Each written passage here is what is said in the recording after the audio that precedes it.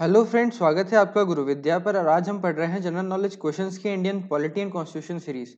इसके अंदर अपन इंडियन पॉलिटी और कॉन्स्टिट्यूशन से रिलेटेड क्वेश्चंस पढ़ेंगे। तो हम स्टार्ट करते हैं फर्स्ट क्वेश्चन से। The members of the Rajya Sabha are, जो राज्यसभा के मेंबर्स होते हैं वो ए इलेक्टेड इनडायरेक्टली, कि वो इनडायरेक्टली इलेक्ट किए जाते हैं। बी मोस्टली नॉमिनेटेड, कि वो नॉमिनेट किए जाते हैं। C elected directly as well as indirectly, कि वो डायरेक्टली और इनडायरेक्टली दोनों तरीके से इलेक्ट किए जाते हैं। D elected by the members of the legislative assemblies and legislative council of states, कि वो है जो इलेक्ट किए जाते हैं वो किसके द्वारा इलेक्ट किए जाते हैं? Members of legislative assemblies and legislative councils of states. हमारा आंसर क्या है? ए इलेक्टेड इनडायरेक्टली। जो राज्यसभा के मेंबर्स हैं वो इनडायरेक्टली इलेक्ट किए जाते हैं। आगे चलते हैं हम नेक्स्ट क्वेश्चन पर। The privileges enjoyed by the members of parliament individually include, जो प्रिविलेजेस मिलती हैं या बेनिफिट्स मिलते हैं मेंबर्स ऑफ पार्लियामेंट को, पार्लियामेंट के मेंबर्स को इंडिविजुअली, वो क्या क्या इंक्लूड करते हैं? ए है freedom of arrest in all cases, कि उनको अरेस्ट नहीं किया जा सकता है किसी भी केस में। दूसरा है freedom of attendance as witness while parliament is in session, कि उनको फ्रीडम होती है कि वो विटनेस की जैसे अटेंड कर सकते हैं, विटनेस की जैसे, जब पार्लियामेंट जो है वो सेशन में हो। सी होता है अनलिमिटेड फ्रीडम ऑफ स्पीच, कि वो कुछ भी बोल सकते हैं जो चाहे। या फिर डी होता है ऑल ऑफ दी अबव, ये ऊपर सभी। हमारा आंसर क्या है? B freedom of attendance as witness while parliament is in session. जब पार्लियामेंट सेशन में होती है तो वो चाहें तो कहीं पे विटनेस के जैसे अटेंड कर सकते हैं, ठीक है, किसी केस में। आगे चलते हैं अब हम। Who among the following has the final power to maintain order within the house of people, कि किसके पास, इनमें से किसके पास जो है वो फाइनल पावर होती है ऑर्डर मेंटेन करने की हाउस ऑफ पीपल में। तो बस चार ऑप्शंस हैं। Marshal of the house, B prime minister, C speaker, या फिर चीफ ऑफ सिक्योरिटी ऑफ। तो हमारा आंसर क्या है? सी स्पीकर। तो किसके पास होती है फाइनल पावर ऑर्डर मेंटेन करने की हाउस ऑफ पीपल में? स्पीकर के पास। ठीक है, आगे चलते हैं अब हम। The deputy chairman of Rajya Sabha can be removed by resolution, जो राज्यसभा का डेप्यूटी चेयरमैन होता है वो रेजोल्यूशन द्वारा हटाया जा सकता है। तो कैसा रेजोल्यूशन बनना चाहिए? A pass by 2/3 majority of its total member present, जो राज्यसभा के जो टोटल मेजोरिटी है उसके 2/3 मेंबर्स अगर ये रेजोल्यूशन पास करते हैं तो।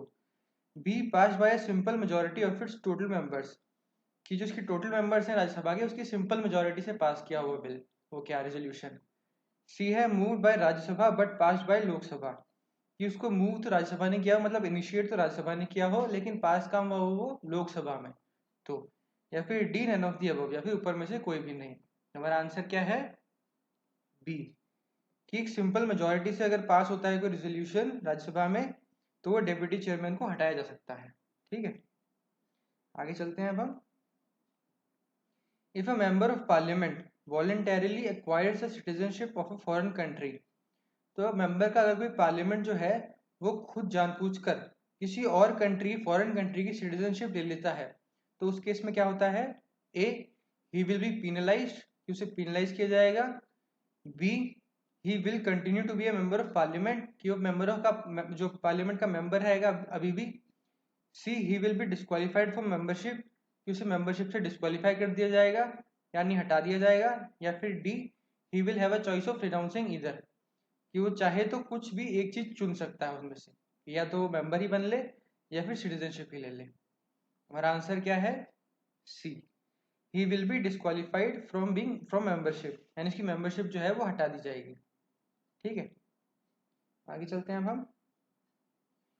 Who among the following fixes the salaries and the allowances of speaker of Lok Sabha, तो इनमें से कौन है जो कि जो स्पीकर होता है लोकसभा का उसकी सैलरी और अलाउंसेस को फिक्स करता है? तो बस चार ऑप्शंस हैं। President, B council of ministers, C cabinet, या फिर डी पार्लियामेंट। हमारा आंसर क्या है? D parliament. जो पार्लियामेंट है वो फिक्स करता है कि जो स्पीकर है लोकसभा का उसको क्या तो सैलरी मिलेगी और क्या अलाउंसेस मिलेंगे। ठीक है, आगे चलते हैं अब हम। How many members of the Rajya Sabha are nominated by the president of India, तो राज्यसभा के कितने मेंबर्स होते हैं जिनको कि जो प्रेसिडेंट है इंडिया का वो नॉमिनेट करता है? तो हमारे पास चार ऑप्शंस हैं। ए 10, 10 मेंबर्स होते हैं। बी 11 मेंबर्स होते हैं, सी 12 मेंबर्स होते हैं, या फिर डी 13 मेंबर्स होते हैं? हमारा आंसर क्या है? सी। ऐसे 12 मेंबर्स होते हैं जिनको कि जो प्रेसिडेंट है वो राज्यसभा के मेंबरशिप के लिए नॉमिनेट किया करता है। ठीक है, आगे चलते हैं हम। The time gap between two sessions of parliament should not exceed. तो जो पार्लियामेंट के जो दो सेशंस होते हैं उनके बीच का जो टाइम होता है वो कितने से ज़्यादा नहीं होना चाहिए? तो हमारे पास चार ऑप्शंस हैं। ए 3 मंथ्स, कि वो 3 महीने से ज़्यादा नहीं होना चाहिए। बी 6 महीने से ज़्यादा नहीं होना चाहिए। सी 9 महीने से ज़्यादा नहीं होना चाहिए, या फिर डी है कि वो 1 साल से ज़्यादा नहीं होना चाहिए। हमारा आंसर क्या है? बी, कि जो दो सेशन होते हैं पार्लियामेंट के उनके बीच का डिफरेंस 6 महीने से ज़्यादा नहीं होना चाहिए। ठीक है, आगे चलते हैं अब हम। The chairman of Rajya Sabha is, जो राज्यसभा का चेयरमैन होता है वो पहला है elected by the members of Rajya Sabha, कि उसे राज्यसभा के मेंबर्स ही इलेक्ट करते हैं। दूसरा है नॉमिनेट बाय द प्रेसिडेंट, कि उसे जो प्रेसिडेंट होता है वो नॉमिनेट करता है। तीसरा है elected by members of both houses of parliament, कि जो दोनों हाउस होते हैं जो पार्लियामेंट के वो दोनों मिलकर इलेक्ट करते हैं। या फिर चौथा है elected by parliament and state legislatures jointly, कि जो पार्लियामेंट और स्टेट लेजिस्लेचर्स होते हैं वो दोनों मिलकर इलेक्ट करते हैं चेयरमैन के, वो राज्यसभा के चेयरमैन को। हमारा आंसर क्या है? सी। जो चेयरमैन है राज्यसभा का उसको तो वो जो पार्लियामेंट के दोनों हाउसेस होते हैं वो मिलकर इलेक्ट करते हैं। ठीक है, आगे चलते हैं अब हम नेक्स्ट क्वेश्चन पर। The union territories get representation in, जो यूनियन टेरिटरीज है इंडिया की उनको रिप्रेजेंटेशन किसके अंदर मिलता है, यानी वो किसके अंदर उनके मेंबर्स जाते हैं?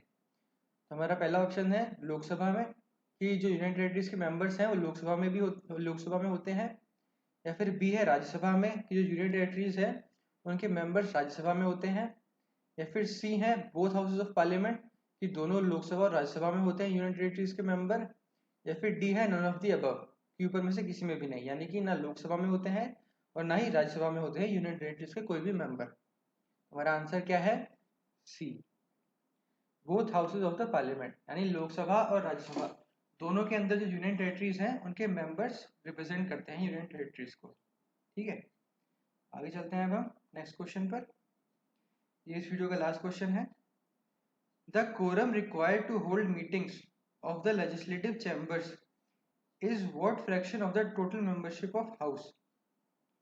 तो जो कोरम, पहली बात तो आप देखिए कोरम क्या होता है। कोरम क्या होता है कि ना कितने मिनिमम नंबर चाहिए होते हैं आपको कि कोई भी मीटिंग करने के लिए, तो उसको कोरम कहते हैं, कि minimum number of members required. ठीक है, तो जो कोरम रिक्वायर्ड होता है मीटिंग्स करने के लिए लेजिस्लेटिव चैम्बर्स की, जो लेजिस्लेटिव चैम्बर्स होते हैं उनकी मीटिंग्स के लिए तो मिनिमम मेंबर्स रिक्वायर्ड होते हैं, उनका कितना फ्रैक्शन होना चाहिए टोटल मेंबरशिप का। यानी कि मान लो कि टोटल मेंबरशिप है किसी चैम्बर की 10, ठीक है, तो इस 10 का कितना फ्रैक्शन होना चाहिए, कि 2/3 हो या फिर 1/3 हो या फिर 2/5 हो, कितना फ्रैक्शन होना चाहिए इस 10 का जो कोरम बनेगा। ठीक है, तो इस 10 का कितना परसेंटेज होना चाहिए फ्रैक्शन। तो अगर मान लो 10 अपन कहते हैं कि 1/3 है, तो फिर जो 10 है उसका 1/3 कितना हुआ? 3.3, यानी कि 3 मेंबर्स जो होंगे वो कोरम बनाएंगे। अगर कम से कम 3 मेंबर्स होते हैं तो वो मीटिंग जारी कर सकते हैं, वो मेंबरशिप की, वो जो चेंबर ऑफ कॉमर्स है वो सॉरी लेजिस्लेटिव चैम्बर जो है उसकी मीटिंग की जा सकती है उस कोरम द्वारा, और उसका कोई जो रेजोल्यूशन है वो भी पास किया जा सकता है। ठीक है, तो हमारे पास चार ऑप्शन हैं। पहला है 1/3, कि 1/3 कोरम होना चाहिए, ओके सॉरी 1/3 होना चाहिए फ्रैक्शन टोटल मेंबरशिप का कोरम के लिए। दूसरा है 1/4 होना चाहिए। तीसरा है 1/6 होना चाहिए टोटल मेंबरशिप का। या फिर चौथा है 1/10 होना चाहिए। हमारा आंसर क्या है? डी, 1/10। तो कम से कम क्या होना चाहिए? 1/10 होना चाहिए, कि अगर 10 लोग उसके मेंबर हैं किसी लेजिस्लेटिव चैम्बर के, तो कम से कम एक मेंबर को आना चाहिए। तो कम से कम मिनिमम मेंबरशिप जो मीटिंग जो होगी वो वाजिब मानी जाएगी अगर एक मेंबर है कम से कम। यानी कि अगर 1/10 कोरम है, 1/10 मेंबरशिप है, तो वो मीटिंग जो है वो सही मानी जाएगी। ठीक है, तो इसी के साथ इस वीडियो के क्वेश्चंस कंप्लीट होते हैं।